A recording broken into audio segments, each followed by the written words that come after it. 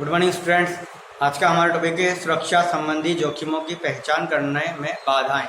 मतलब जब भी हम सुरक्षा संबंधी कोई भी कार्य करते हैं तो हमें उसमें क्या क्या बाधाएं आती हैं, क्या क्या हमें चैलेंज फेस करने पड़ते हैं।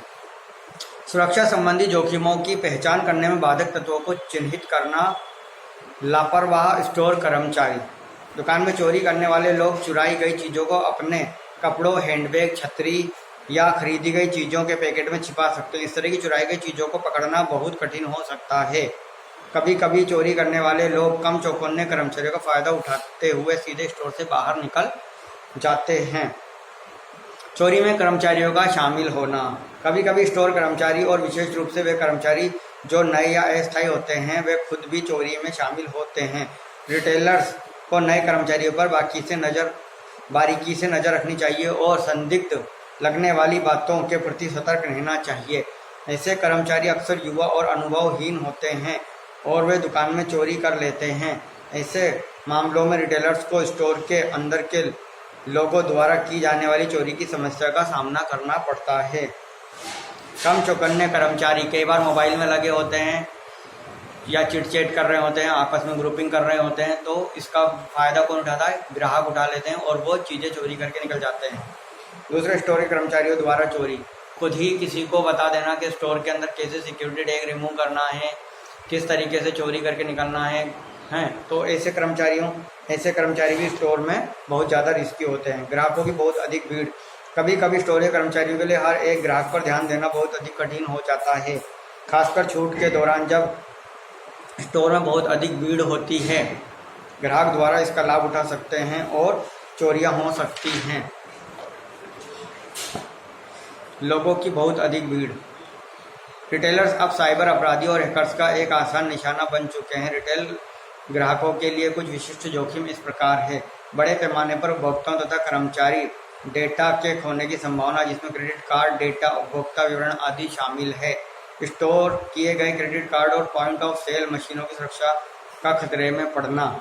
लॉयल्टी प्रोग्राम जानकारी से संबंधित गोपनीयता और सुरक्षा प्रश्नों का खो जाना। साइबर हमलों के कारण होने वाली डेटा की चोरी और आने वाली बाधाओं का रिटेलर्स को मिलने वाले लाभ, ब्रांड की प्रतिष्ठा, अनुपालन स्थिति और बाजार में प्रतिस्पर्धा करने की क्षमता के ऊपर नकारात्मक प्रभाव पड़ता है। बाधाओं से निपटने के तरीके। सुरक्षा संबंधी जोखिमों को पहचानने में आने वाली बाधाओं से कुछ सामान्य तरीके अपनाकर निपटा जा सकता है। ये तरीके इस प्रकार हैं। सुनिश्चित करें कि बेची जाने वाली वस्तुएं साफ साफ दिखाई दे रही हैं। उत्पादों को प्रवेश या निकास द्वार के पास न रखें, बहुत पास ना रखें जिससे कि कोई बाहर से उठाकर भाग ही जाए। सुनिश्चित करें कि स्टोर के सभी हिस्सों में पर्याप्त प्रकाश व्यवस्था है। पूरे स्टोर में उचित जगहों पर सिक्योरिटी गार्ड तैनात किए जाने चाहिए। अलग अलग हिस्सों में सिक्योरिटी कैमरे इस तरीके से लगाएं कि स्टोर में रखी सभी वस्तुओं पर नजर बनी रहे। कर्मचारियों में भरोसे और निष्ठा का विकास करें। इलेक्ट्रॉनिक आर्टिकल निरीक्षण टूल, इंक टैग और 2-वे रेडियो सेट जैसी सुरक्षा उपकरण इंस्टॉल करें। कोई स्टोर चुनते समय सुरक्षा संबंधी जोखिमों पर विचार करें। बाधाएं कम करने के कदम।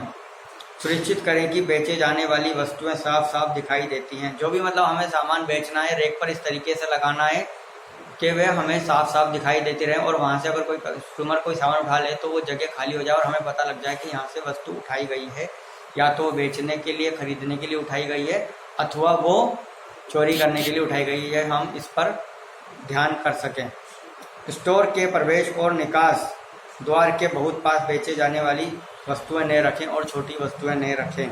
सुनिश्चित करें कि स्टोर के सभी हिस्सों में पर्याप्त प्रकाश व्यवस्था है। उचित जगहों पर सुरक्षा कर्मचारी तैनात करें। उचित जगहों पर सीसीटीवी कैमरे लगाएं। इलेक्ट्रॉनिक आर्टिकल निरीक्षण सिस्टम, इंक टैग और 2-वे रेडियो सिस्टम इंस्टॉल करें। मतलब सील लगाएं। अगर कोई गेट बंद कर रहे हैं तो ऐसी सील लगाएं जो एक बार तोड़े जाने पर दोबारा जुड़े नहीं और उसे दोबारा से कर्मचारियों और मैनेजर्स के सामने ही दोबारा से लगाई जा सके। स्टोर में घूमने वाले युवा लोगों से स्टोर की सुरक्षा को बहुत अधिक खतरा होता है। सप्ताहांत के दौरान बड़े स्टोर्स को यह समस्या आमतौर पर झेलनी पड़ती है। इस समस्या से निपटने के लिए ऐसे बहुत कुछ अच्छे कदम जो उठाए जा सकते हैं वो इस प्रकार है। स्टोर के बाहर और अंदर प्रकाश की अच्छी व्यवस्था जैसे कार पार्किंग, लोडिंग डॉक यानी उत्पाद चढ़ाने उतारने की जगह आदि। ऐसे सिक्योरिटी गार्ड जो बिना पक्षपात के परिस्थितियों से निपटने में सक्षम हो। युवा लोगों को शामिल करने वाली गतिविधियों और इवेंट आयोजित करना। सुरक्षा संबंधी जोखिमों की रिपोर्ट करना। सुरक्षा संबंधी जोखिमों की रिपोर्ट करना। सुरक्षा संबंधी किसी जोखिम की संभावना होने पर तुरंत इसकी रिपोर्ट दुकान के प्रबंधक या सुरक्षा प्रमुख से करनी चाहिए। रिटेल स्टोर में जोखिम होने पर इन चीज़ों का नुकसान हो सकता है। बेची जाने वाली वस्तुओं, उत्पाद का और पैसे का, स्टोर की संपत्ति का। मतलब 3 चीज़ों का नुकसान होगा अगर स्टोर में कोई प्रॉब्लम आती है, या तो स्टोर के प्रोडक्ट का, या स्टोर की संपत्ति का, या फिर स्टोर के पैसे का नुकसान होगा। स्टोर में सुरक्षा संबंधी चिंताओं से निपटने के लिए अलग अलग सुरक्षा विभाग की स्थापना की जा सकती है। स्वामित्व संबंधी जानकारी और ब्रांड की प्रतिष्ठा। जब भी कोई सुरक्षा संबंधी समस्या खड़ी होती है, सुरक्षा कर्मचारी को उसकी रिपोर्ट सुरक्षा प्रमुख से करनी चाहिए। इसके बाद सुरक्षा प्रमुख उसके बारे में स्टोर प्रमुख को सूचित करेगा।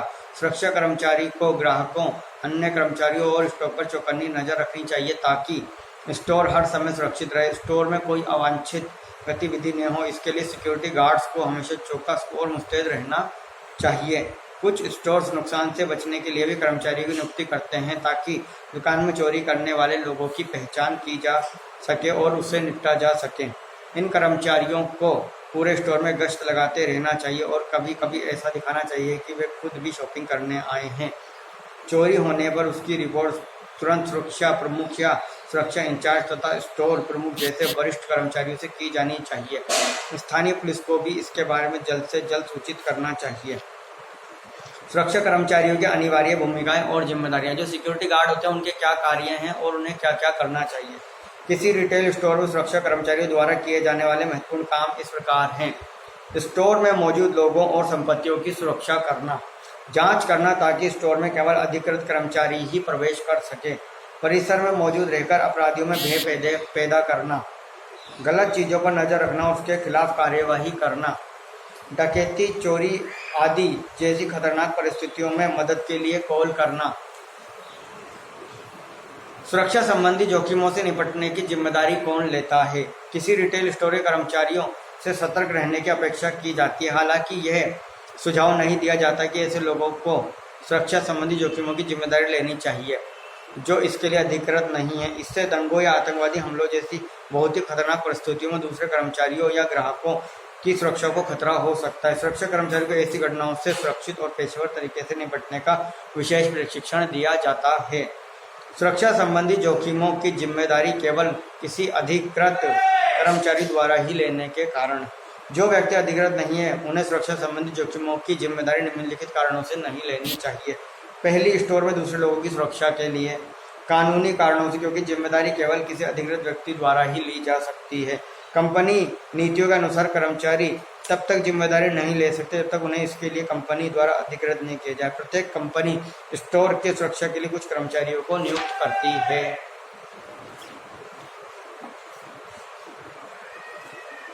प्रमुख सुरक्षा उपाय। सुरक्षा के तरीके के रूप में टैग का उपयोग करना। आजकल रिटेलर्स सुरक्षा के लिए कड़े सुरक्षा उपाय अपना रहे हैं। बेची जाने वाली चीज़ों पर मुलायम और कड़े टैग लगाने से वे चीज़ें चोरी से सुरक्षित हो जाती हैं। सॉफ्ट टैग और हार्ड टैग जो लगाए जाते हैं, यहाँ पर उनकी बात हो रही है। बिलिंग के दौरान ये टैग कैशियर द्वारा निकाल दिए जाने चाहिए। अगर टैग को कपड़े या किसी अन्य बेची गई वस्तु से निकाला नहीं जाता है तो ये तुरंत निकास द्वार के पास लगे सुरक्षा सेंसर को सक्रिय कर देंगे। स्टोर खोलने की टीम होने का महत्व। सुरक्षा संबंधी जोखिमों को कम करने के लिए रिटेलर द्वारा उपयुक्त प्रक्रियाओं को अपनाया जाता है। उदाहरण के लिए ग्राहकों के लिए स्टोर केवल तभी खोले जाते हैं जब उस दिन स्टोर खोलने वाली टीम के सभी सदस्य आ गए हों। टीम में शामिल लोग: प्रधान कैशियर, सहायक प्रधान cashier, electronic data processing EDP प्रबंधक, सहायक ईडीपी सुरक्षा प्रमुख, सहायक सुरक्षा प्रमुख। स्टोर खोलने वाली टीम पर पूरे स्टोर का निरीक्षण करने और सुरक्षा उपायों की जांच करने की जिम्मेदारी होती है। यह टीम सुनिश्चित करती है कि बेचे जाने वाली सभी वस्तुओं पर सिक्योरिटी टैग लगे हुए हैं, सीसीटीवी कैमरा काम कर रहे हैं और परिसर के सभी हिस्सों को कैप्चर कर रहे हैं। प्रवेश निकास द्वार के पास लगे सिक्योरिटी सेंसर ठीक तरीके से काम कर रहे हैं और सीलिंग मिरर ठीक तरीके से व्यवस्थित हैं। प्रधान कैशियर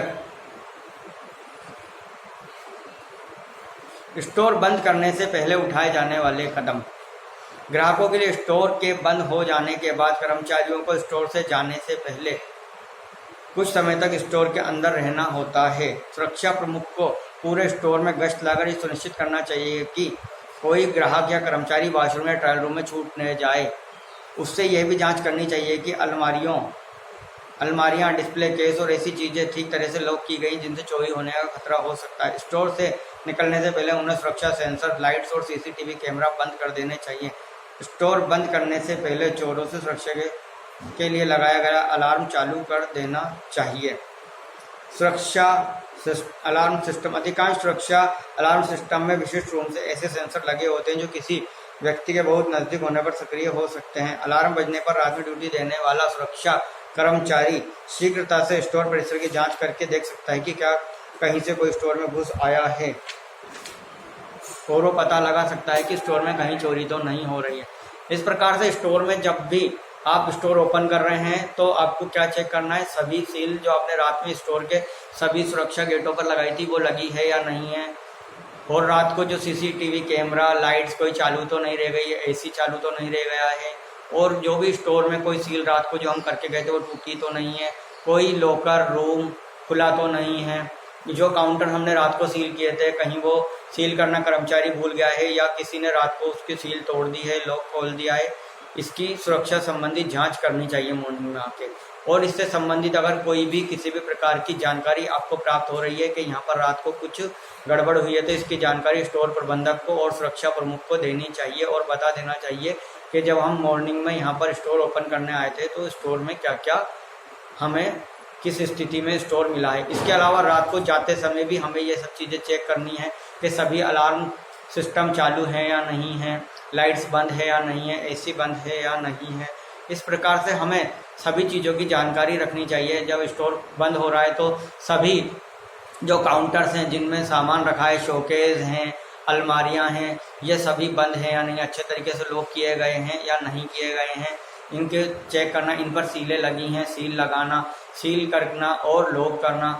सभी सीलें जब आप मॉर्निंग में आए थे तब भी सुरक्षित होनी चाहिए और आप रात को जा रहे हैं तब भी सुरक्षित होनी चाहिए। कोई सील कटी फटी नहीं होनी चाहिए और सभी सील अपने स्थान पर हैं, हमें ये जांच करना है। ये सब जांच करने के बाद ही स्टोर से निकलना चाहिए। लॉक करने के बाद सुरक्षा जो गार्ड है उससे बता देना चाहिए कि हमने ये सब आप लॉक कर दिया, आप भी चेक कर लो। तो सुरक्षा गार्ड का ये जिम्मेदारी है कि वो सभी चीज़ें रात को चेक करे क्लोजिंग मैनेजर के साथ कि सभी सील अच्छे से कर दी गई हैं, सभी लॉक कर दिए गए हैं, और उसे उसका रात भर ध्यान रखना है। किसी भी प्रकार की कोई भी गड़बड़ होने पर वो अच्छे से चेक कर सके, इसके लिए उसके पास उपकरण होने चाहिए, सुरक्षा उपकरण होने चाहिए। और इसके अलावा उसे परिसर की जानकारी होनी चाहिए कि अगर कोई स्टोर में चोरी करने आ जाए रात के समय तो वह उस पर किस प्रकार से नज़र रख सकता है और उसको उसके पास फ़ोन होना चाहिए जिससे कि रात में अगर कोई गतिविधि होती नज़र आ रही है, ज़्यादा लोग अगर स्टोर में घुस आए हैं तो फ़ोन करके पुलिस को और स्टोर प्रबंधक को सूचित कर सके। और इसके अलावा ये भी ध्यान रखना चाहिए कि स्टोर में जो भी संभावित आने वाले रास्ते हैं वो सभी लॉक कर दिए गए हैं। इस प्रकार से हमें चोरी की घटनाओं पर रोक लगा सकते हैं। और जो स्टोर के अंदर अलार्म सिस्टम है वो चालू है या नहीं है, वो प्रॉपरली काम कर रहा है या नहीं कर रहा है, इसका भी हमें ध्यान रखना है। स्टोर से रात को जा रहे सभी कर्मचारियों की जांच की जानी चाहिए, उनके सभी के बैग जांच किए जाने चाहिए और ढंग से चेक करना चाहिए कि कोई कुछ लेकर तो नहीं जा रहा। और जो भी ग्राहक रात में शॉपिंग करने आते हैं लेट नाइट, उन पर भी ध्यान देना चाहिए क्योंकि उस टाइम पर कुछ कर्मचारी स्टोर से निकल गए होते हैं और बहुत कम लोग रोके जाते हैं लेट लास्ट, तो उस टाइम पर भी ध्यान रखा जाना चाहिए कि कहीं कोई चोरी तो नहीं कर रहा है। और प्रकाश की उचित व्यवस्था रखनी चाहिए स्टोर में, जहाँ गार्ड सो रहा है या बैठा है रात को ये भी जांच रखे कि 2 गार्ड होने चाहिए, अगर एक सो रहा है तो दूसरा जागता रहे और पहरेदारी करता रहे और चक्कर लगाता रहे स्टोर के आजू बाजू जहाँ पर कि किसी बाहर के व्यक्ति के आने का खतरा है वहाँ पर।